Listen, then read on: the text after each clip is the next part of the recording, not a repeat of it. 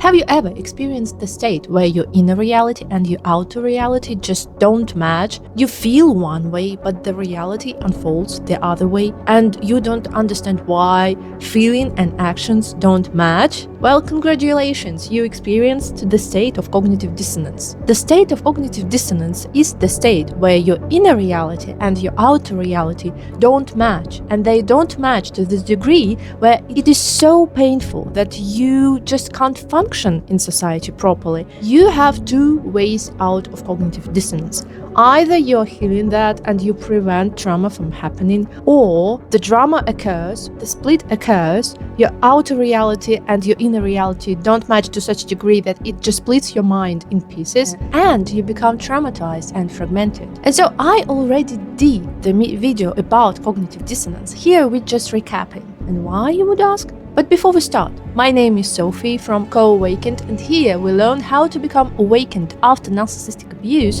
and also learn how to connect to our inner creator or our inner child. Why am I recapping you the state of cognitive dissonance? Because today I want to explain why it is crucially important to understand the cognitive dissonance top to bottom if you really truly want to heal from trauma by using rubber bands. This is the rubber band. You see that?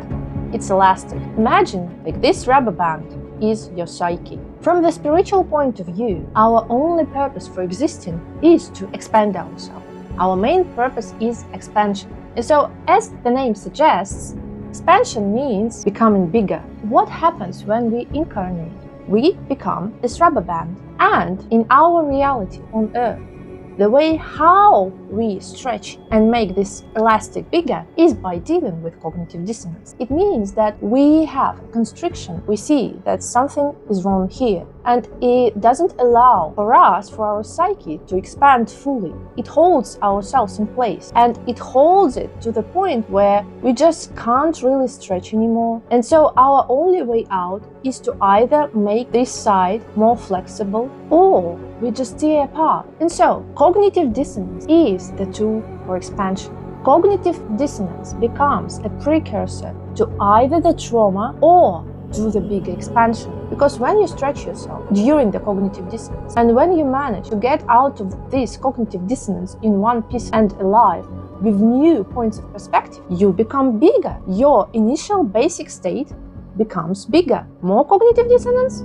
You experience that, you manage to get out of it alive and in one piece, and you find a new creative way out, you become even bigger. In a way, cognitive dissonance is not an enemy, but what becomes problematic is when, instead of just safely expanding and contracting, we expand to such a degree, and one of the sides of this cognitive dissonance becomes so rock hard and not flexible that our rubber band just tears apart, like this. And instead of one whole expanded piece, we have two small pieces. So how our mind copes with that? Our minds actually tries to make us complete once again. It creates this circle once again, this whole rubber band.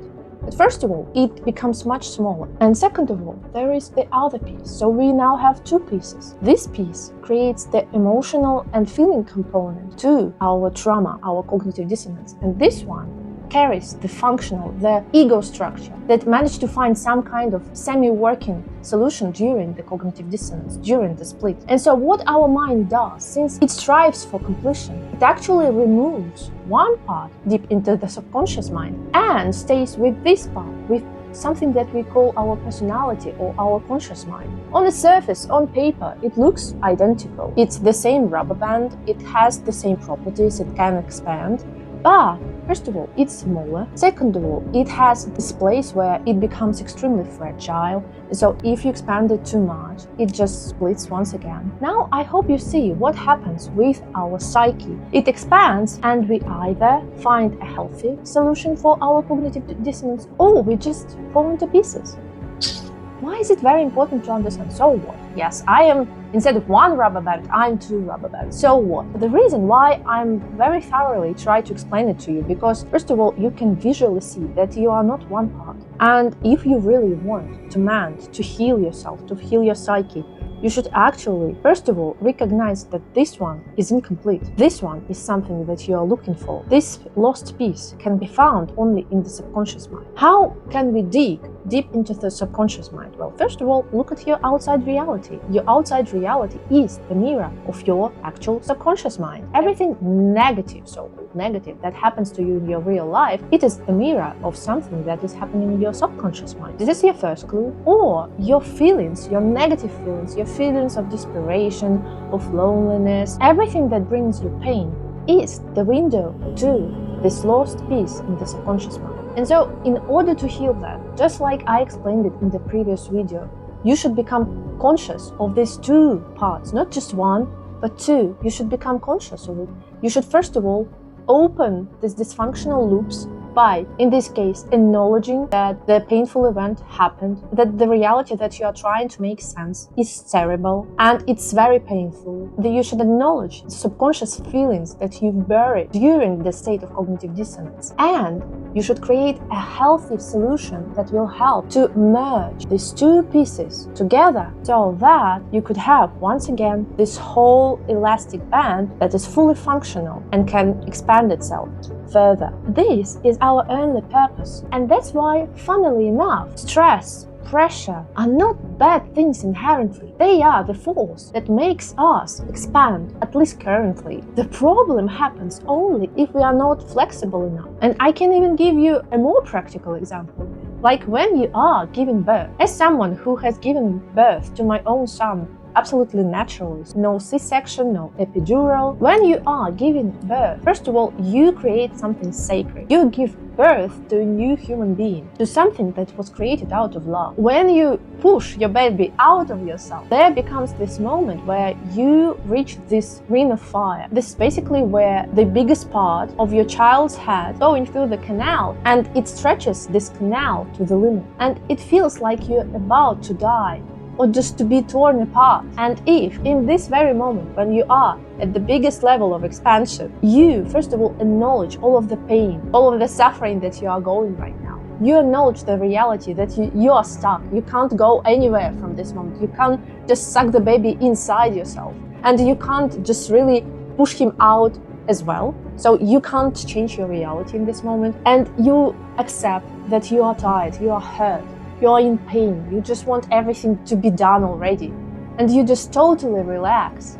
This is the moment where finally kid is able to go through the canal, be born, and you won't have tears. This is the essence of cognitive dissonance. You are about to give birth to something new and amazing. You have a potential for that. But in order to do that, and not to be torn apart by this beautiful thing that you are birthing right now, you should be able to relax and not constrict yourself. Don't stress about everything. Don't try to squeeze all the muscles. You should accept the reality. You should allow your emotions to pass through you and to relax to the point where just the thing births itself. And so I hope that with this example, with rubber bands and with giving birth, I finally managed to illustrate you the importance of understanding cognitive dissonance, understanding that our only purpose here on Earth is to expand. And this expansion, for now, can't occur without some kind of pressure. And so it's not bad inherently, it's just our attitude and willingness to expand and to relax will actually define whether this cognitive dissonance will turn into trauma or will turn into something new that you can birth out of yourself. And even if it leads to trauma, now you know that it is reversible. Like you can take these two parts, become conscious of it, and with understanding, loving, and compassion, you can merge them together so that you became whole again. The more whole you become, the more overall expansion can happen at the same time. So you will expand anyway, but it's either a small fragment of you will expand, or your whole personality, this huge thing, will be able to expand. And so, if you want to hear the overview on how to heal cognitive dissonance, watch my previous video, it will be linked somewhere.